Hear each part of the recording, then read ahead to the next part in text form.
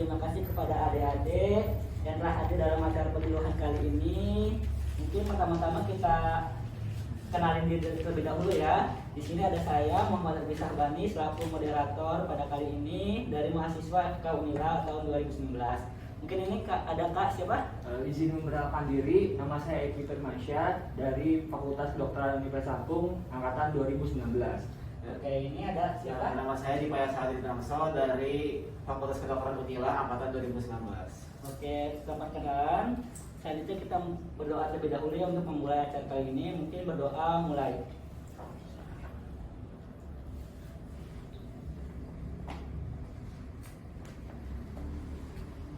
Berdoa selesai. Selanjutnya akan ada pembacaan materi. Mungkin yang pertama dari Kak Eki terlebih dahulu. Boleh? Selamat sore adik-adik semua. Sore. Mungkin izin saya untuk memaparkan mengenai tema yang akan kami bawakan pada hari ini, yakni mengenai sindroma nefrotik. Mungkin sebelumnya ada yang sudah mengetahui atau mendengar apa itu sindroma nefrotik? Belum tahu, belum ada. Oke, mungkin izin menjelaskan ya. Itu dari namanya sindroma nefrotik, itu dari kata sindrom dan juga nefrotik ya. Sindrom itu adalah sekumpulan gejala-gejala, sementara nefrotik itu adalah ginjal ya, bagian dari tubuh kita yang berguna untuk sistem penyaringan dan juga reabsorpsi atau penyerapan kembali zat-zat yang sekiranya dibutuhkan oleh tubuh. Nah, sindrom nefrotik ini adalah suatu kumpulan gejala-gejala yang terjadi dikarenakan adanya kerusakan pada ginjal. Nah, gejala-gejala itu yaitu yang pertama terjadinya pembengkakan atau edema anasarka, yakni pembengkakannya itu pada tungkai dari kaki ke bawah, kemudian pada lengan, kemudian juga terjadi yang khasnya itu terjadi pembengkakan pada area mata, sehingga pasien mengalami sindrom nefrotik ini terjadi matanya itu sedikit sipit dari biasanya. Nah, kemudian yang selanjutnya bisa dilihat untuk gejala-gejalanya itu yang pertama kelebihan protein dalam air kencing. Nah, sebagaimana yang telah diketahui bahwa ginjal ini berfungsi untuk filtrasi atau penyaringan. Jika terjadi kerusakan, maka protein yang seharusnya disaring oleh tubuh itu malah lolos sehingga keluar dalam urin. Nah, protein nuri ini ditandai dengan pada urin ini berwarna kuning dan juga berbuih. Kemudian selanjutnya itu penurunan jumlah air kencing juga terjadi karena adanya kerusakan pada ginjal sehingga reabsorpsinya itu malah pada air-air yang seharusnya dikeluarkan melalui urin. Kemudian selanjutnya itu air kencing tampak berbusa dan juga gelap. Ini dikarenakan adanya protein dalam urin. Kemudian selanjutnya itu kencing bercampur darah. Nah, hal ini juga sama dikarenakan adanya kerusakan pada ginjal sehingga memungkinkan darah yang seharusnya kembali ke peredaran darah atau pembuluh darah itu malah keluar bersama dengan urin. Kemudian yang selanjutnya itu rendahnya kadar albumin dalam darah. Untuk yang selanjutnya itu pembengkakan edema anasarka. Nah, hal ini dikarenakan protein itu berdasarkan ilmu kedokteran, protein itu berfungsi untuk menahan cairan pada pembuluh darah agar tidak bocor keluar. Nah, jika protein ini keluar melalui urin, maka cairan pada pembuluh darah itu bisa bocor keluar ke jaringan-jaringan yang ada dalam tubuh kita sehingga terjadi edema atau pembengkakan. Kemudian selanjutnya itu pucat dan nafsu makan menurun. Nah, pucat dan nafsu makan menurun itu dikarenakan protein yang seharusnya menjadi sumber energi bagi tubuh kita malah keluar bersama dengan urin. Kemudian mungkin bisa dijelaskan oleh teman saya, Kak Asbi. Kak Asbi, kan tadi Kak Eki ini udah jelasin mengenai tanda-tandanya ya, tanda-tanda gejala fisik mulai dari matanya bengkak, terus badannya tungkai dan kakinya bengkak, kemudian untuk tadi kencingnya berdarah, terus kencingnya berwarna seperti teh. Kemudian ini ada mungkin pada panduan nutrisinya ya. Kan ini udah kita ketahui bahwa sindrom nefrotik ini ginjalnya rusak ya. Jadi untuk menghindari tambah parahnya kita dikurangi untuk makan garamnya. Kenapa sih kita harus mengurangi garam? Karena pada garam itu kan nanti melewati ginjal. Apabila asupan garamnya tinggi, ginjal akan bekerja lebih keras untuk menyaring dari itu tersebut. Kemudian kurangi konsumsi makanan berlemak. Sama seperti tadi, lemak juga nanti bakal melalui ginjal juga. Melalui ginjal, kemudian akan berefek pada ginjal itu tersebut. Kemudian gunakan bumbu rendah natrium. Sama seperti tadi, natrium dan garam ini kayak satu rumpun lah istilahnya ya. Mungkin teman-teman ada dari untuk yang panduan nutrisi udah cukup. Mungkin selanjutnya Kak Dika gimana Pak? Mungkin izin menambahkan sedikit ya buat sindrom nefrotik. Jadi sindrom nefrotik ini paling sering terjadi itu pada anak-anak umur 1 sampai 10 tahun dan 10 tahun ke atas. Nah, kebanyakan kasus 1 sampai 10 tahun itu 90% sifatnya terjadi sendiri atau idiopatik, dan yang 10 tahun itu ada akibat gejala penyakit lain seperti autoimun. Nah, terus untuk sindroma nefritik ini kan ada, kalau kalian pernah juga ada namanya sindroma nefritik gitu ya, nefro atau nefrit gitu. Kalau bedanya itu gejalanya itu hampir sama, tapi bedanya itu di gangguan fungsi ginjal. Jadi untuk yang sindroma nefritik itu fungsi ginjalnya terganggu.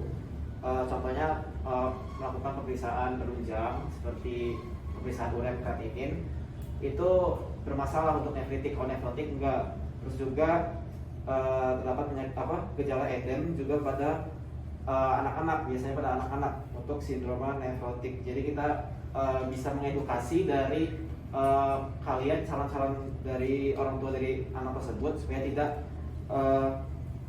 menjadi sindroma nefrotik. Mungkin dari Kak Iki bisa ini kan? Oke, mungkin yang selanjutnya meskipun biasanya terjadi pada anak-anak, 90% terjadi pada anak-anak, namun tidak menutup kemungkinan bahwa sindroma nefrotik ini dapat terjadi pada orang dewasa.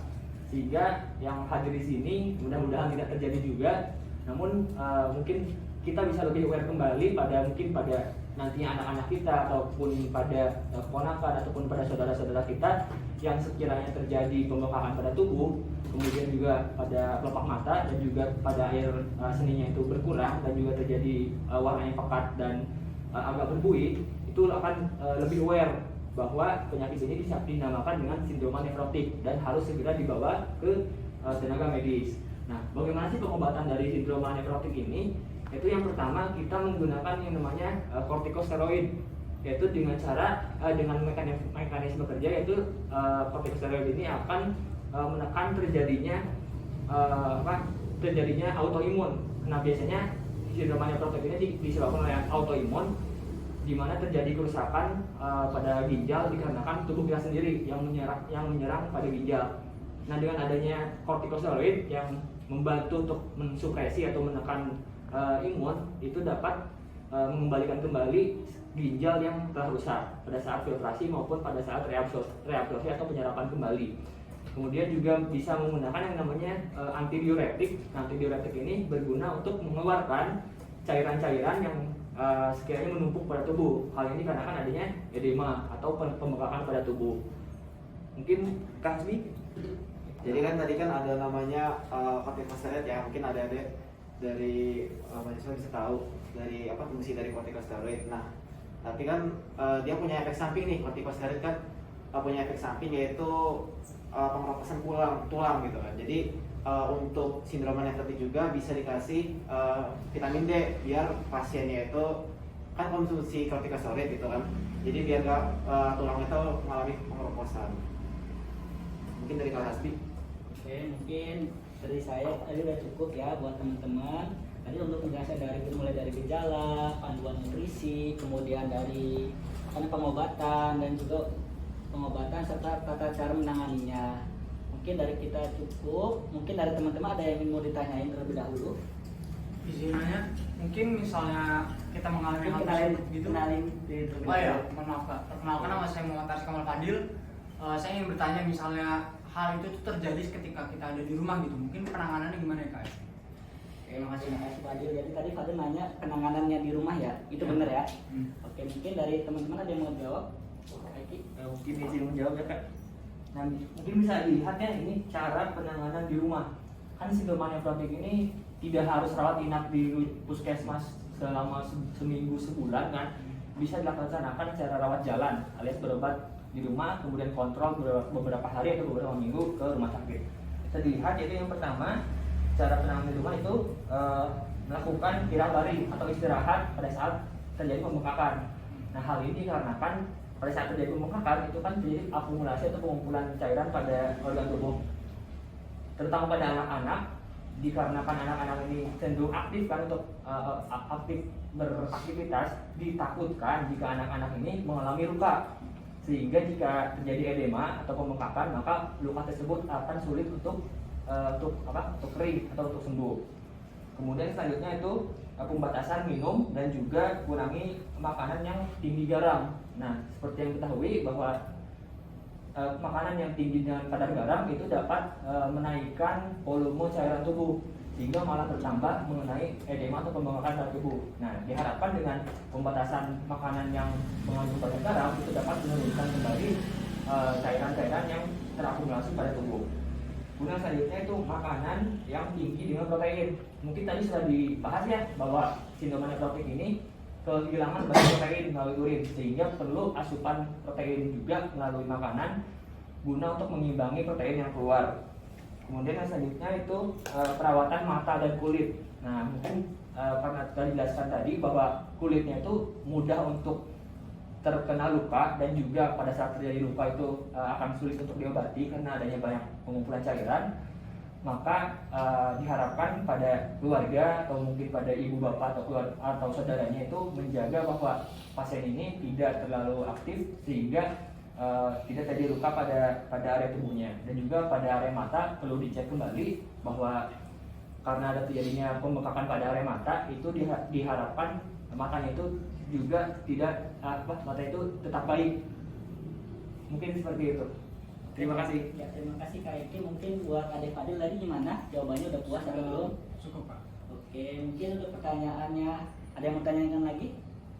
Mungkin cukup. Oke, cukup ya untuk pertanyaannya. Mungkin ini mengingat waktu juga udah mau maghrib ya. Mungkin kita cukupkan. Kami dari Kak Hasbi pamit undur diri ya. Apabila ada salah kata mohon dimaafkan ya. Dan semoga ilmu yang kita dapatkan pada hari ini berkah dan menjadi amal jariah di akhirat kelak. Amin. Mungkin cukup dari kami. Assalamualaikum warahmatullahi wabarakatuh. Waalaikumsalam warahmatullahi wabarakatuh.